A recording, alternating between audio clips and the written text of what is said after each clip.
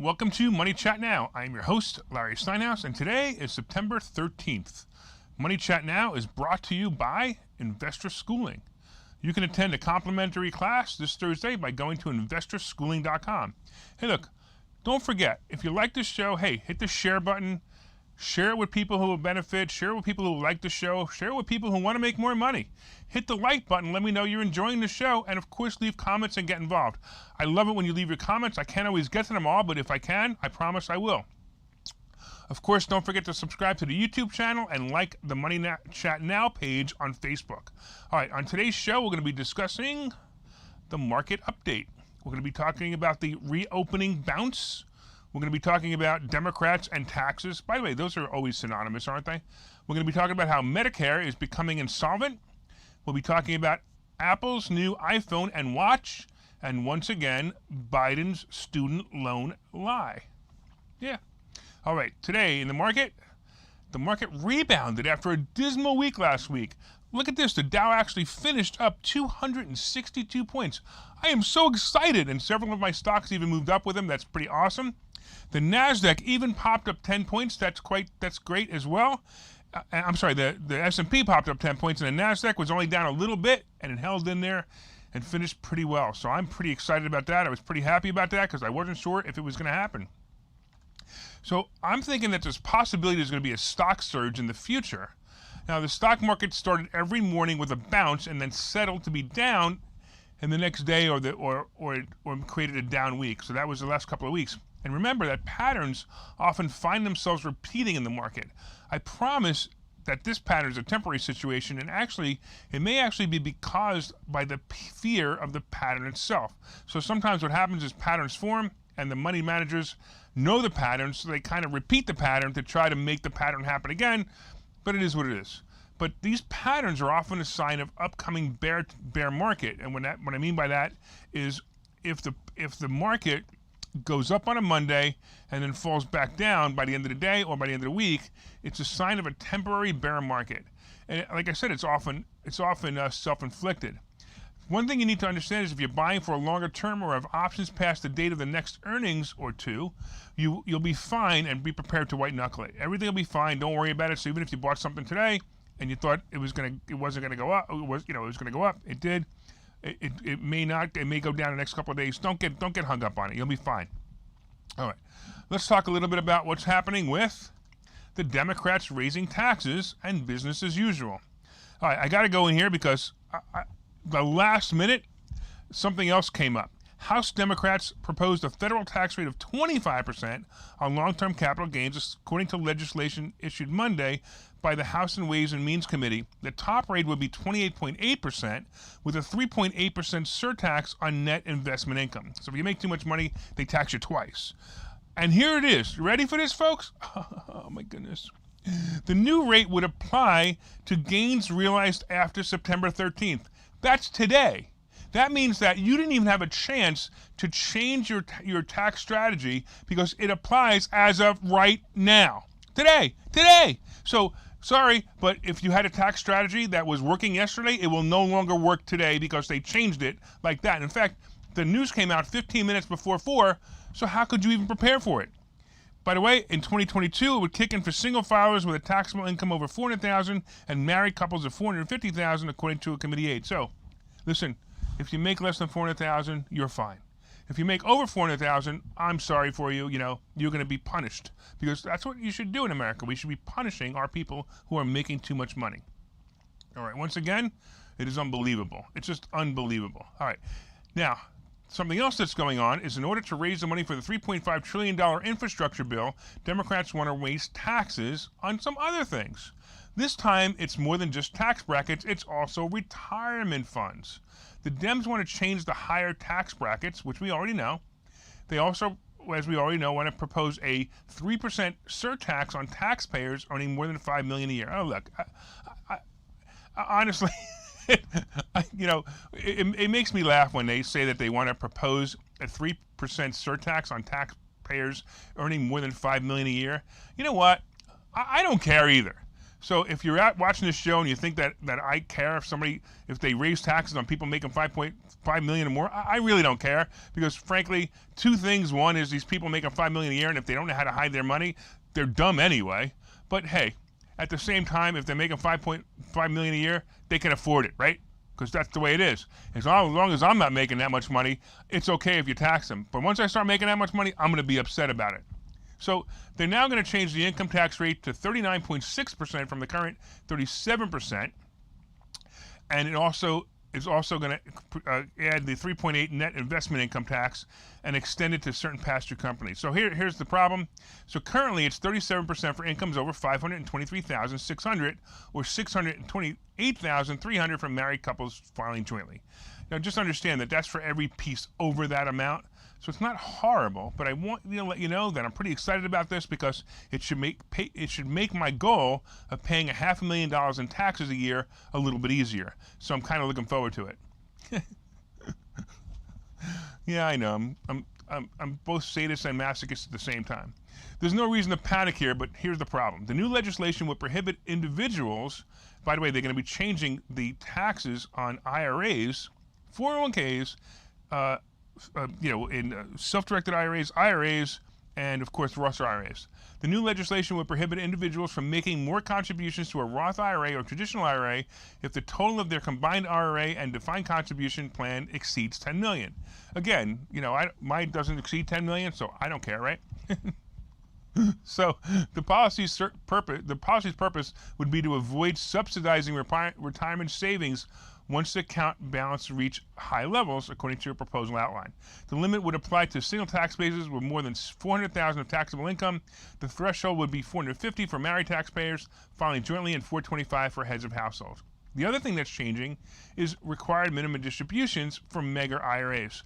Now look, again, I don't have this much money in my IRA, and you probably don't either, but I'm going to tell you that when I read this to you, you're going to be shocked, okay? Individuals whose combined traditional IRA, Roth IRA, and defined contribution retirement accounts exceed 10 million at year's end would have to withdraw, ready for this?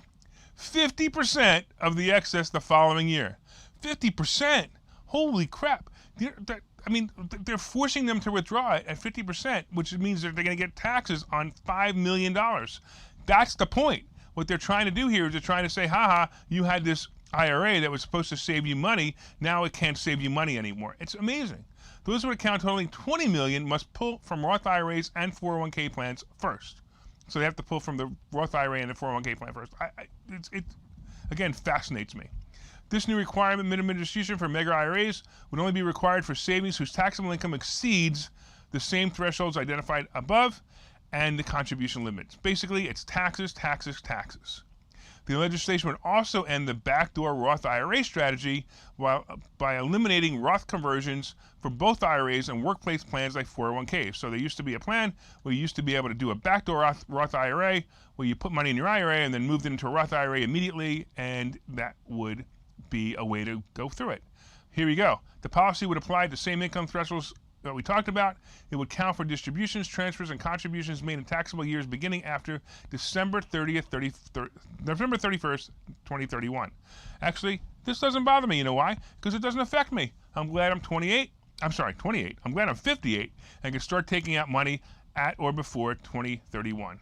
All right, so here's the thing. Here's the craziest part of all. If you're investing in a fund that's accredited investors, if you're investing in a fund that's made for accredited investors, so basically what that means is the fund has super high potential of making money, and you have to be an accredited investor, you no longer can use your IRA to do that. That means if you're investing in funds that have potential for huge growth, you may pay taxes and penalties before you invest, and those investments can't remain tax-free or tax-deferred. There's so many things wrong here. I got to tell you, just so many things wrong here. In investor schooling, we teach these things. We teach tax strategies.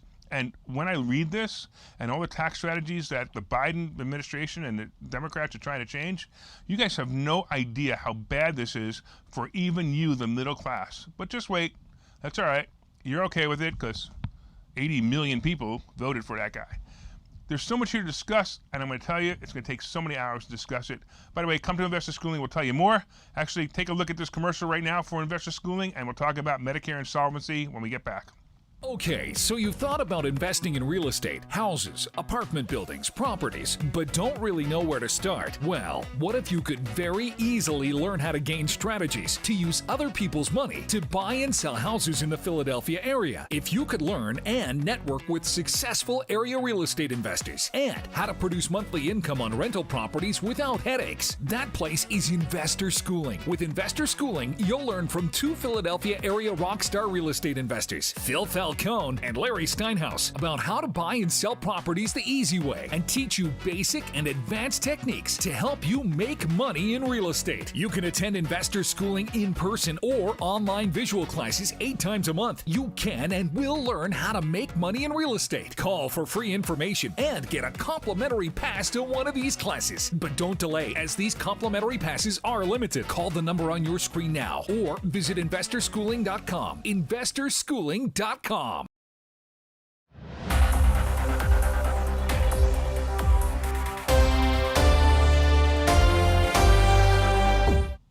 Hi, welcome back to Money Chat Now. I'm your host, Larry Steinhouse, and we've been talking about taxes and the Democrats, and I actually just got a piece of good news that came across my desk while we were at the commercial. This is pretty wild. So I don't know if you guys knew about this, but there's something called a stepped-up basis. So if you bought a house, let's say you paid $50,000 for it, and you died and you left it to your children, and the house was worth $200,000 at the time. So at the time, this was worth $200,000. They would call that a step-up basis. So now, if your child inherited this house at $200,000, they can now sell it. Now, let's say they sell it 5-10 years from now. They sell it for $400,000.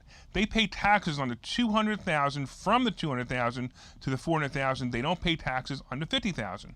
Now, what Biden administration wanted to do was they wanted to change this, and they wanted to say that, hey, not only do you owe the taxes from the $50,000, and we're going to eliminate the step-up basis, but you also have to pay those taxes upon death of the parent, which is unfrickin' real. I mean, I sat there and screamed about this months ago and saying, hey, basically what you're doing is you're saying to people that, you know, if you had a house in the family that was an investment property and your parents loved this property and they want to leave it to you, you now had to sell it just to pay the taxes. Well, it seems like somebody so one of the Democrats actually realized this and said, hey, this is a really bad idea, especially because it included farms. So if you bought the farm for $50,000, now it's worth $2 million. You had to pay the taxes the day your father died and left you that farm, and they decided to eliminate this. Yay, Democrats they're actually thinking for a change. I'm so excited that they actually thought about this. Wow, maybe they'll think about the rest of the world, but hey, I doubt it.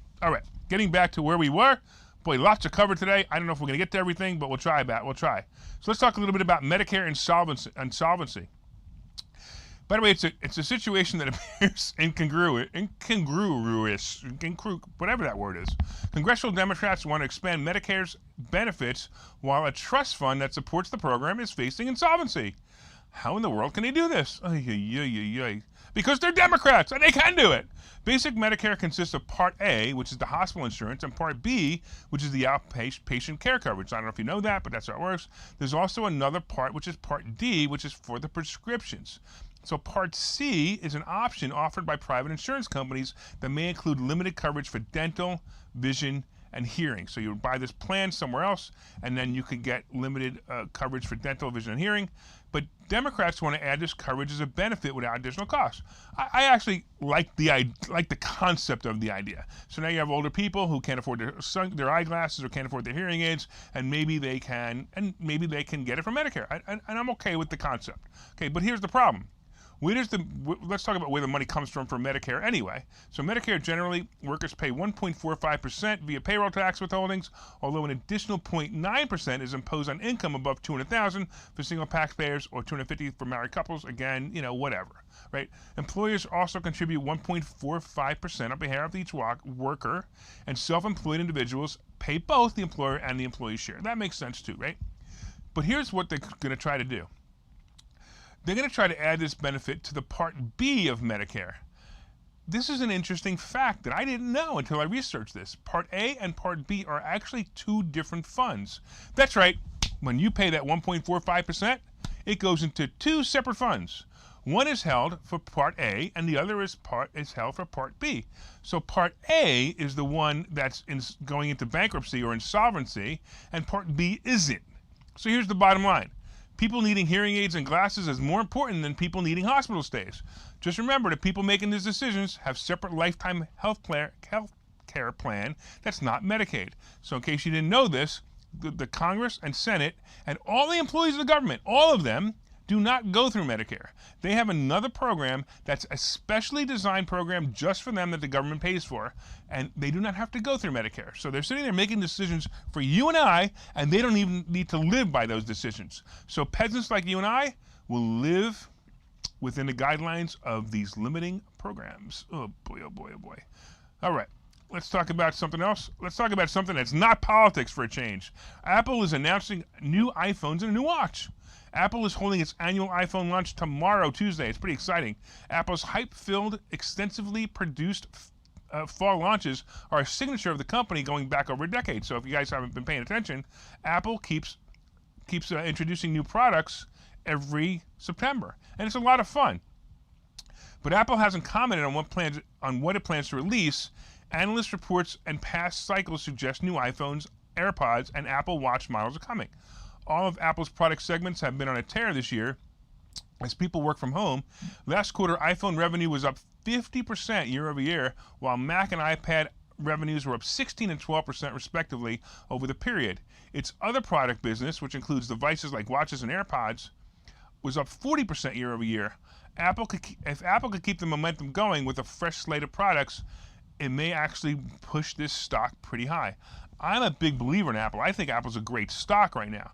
In the past, Apple has named some previous devices S devices, signifying mainly internal changes, which would fit into this year's expectations. That would mean it'd be called the iPhone 12s, or maybe it'll be called the iPhone 13.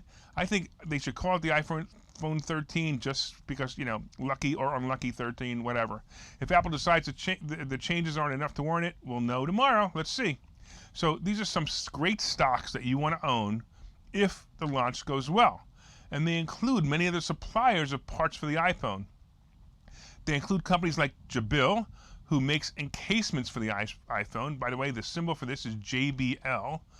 The other one would be some of the other largest suppliers of chip stocks like Broadcom, Qualcomm, ST Microelectronics, Skyworks Solutions, and Amkor Technology. So what typically would happen is, what's going to happen here is the stocks, if Apple actually goes up and actually does well, then a lot of these companies are going to do well as well. All right, so we're going to take a quick 30-second ad, and we will talk to you in a couple of minutes.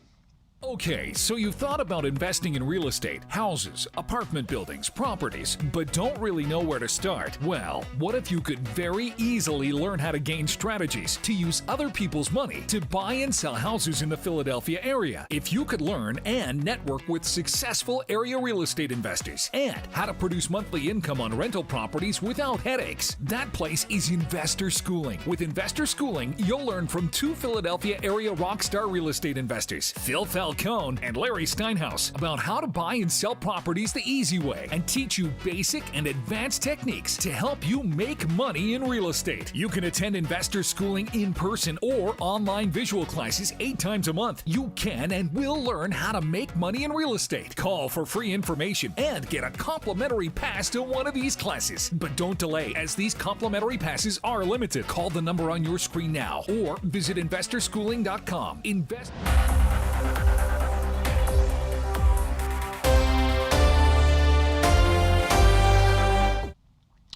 All right, welcome back to Money Chat Now. I'm your host, Larry Steinhouse, and we have been discussing so many different things that I may run out of time, but let's talk about this real quick. Let's talk about the New York City and the vaccine mandate.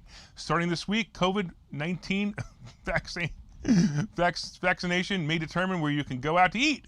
New York City on Monday began enforcing its vaccination requirement for restaurant and patrons and employees. Other cities such as San Francisco are also requiring shots to eat indoors, while some states are banning vaccine passports. I love that one.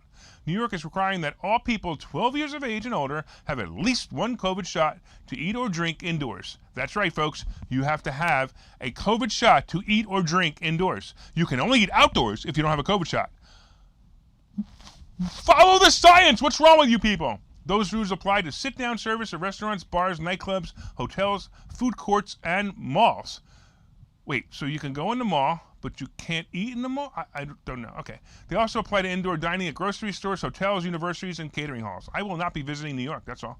Restaurant employees must also be vaccinated to comply with the law. The city amended its work rules to allow employers to fire fast food workers who refuse to show proof of vaccine. This is exactly what they need now, guys. They can't hire employees, so now they're going to fire you because you don't have the vaccine. Really smart. Defying the law can cost restaurants. The city can fine an establishment up to $1,000 for the first violation, with escalating penalties and other enforcement action for repeat offenders. This is called communism, folks. Patrons also need to prevent a driver's license, passport, or other identification that includes their name and photo and date of birth to verify their identity. So not only do you have to have a vaccine card, but you have to have a driver's license in order to eat too. Huh? Wow. A group of independent restaurants filed a lawsuit in the Supreme Court of New York in Richmond County to try to stop the requirements. The city is defending its stance. Of course it is. By the way, Newsom, useless, in California, recall vote is tomorrow, and in California lies our country's fate. If that communist dictator isn't recalled, it will send a message to all Democrats that they are untouchable and can dictate anything they want without consequences. I personally believe that he won't be recalled, and it's going to suck, but simply on the fact that voting isn't accurate any longer. Good luck, Larry Elder, but I think you can't actually win. Look, guys, we are kind of out of time, so I'm going to have to talk about the student loans tomorrow, but I do want to remind you of something very important. Hey, make sure you share this. Make sure you share this with your friends. Make sure you click like. Make sure you leave comments, and make sure you let me know that you like the show, and we look forward to your continued support, and I promise to finish this tomorrow. Take care.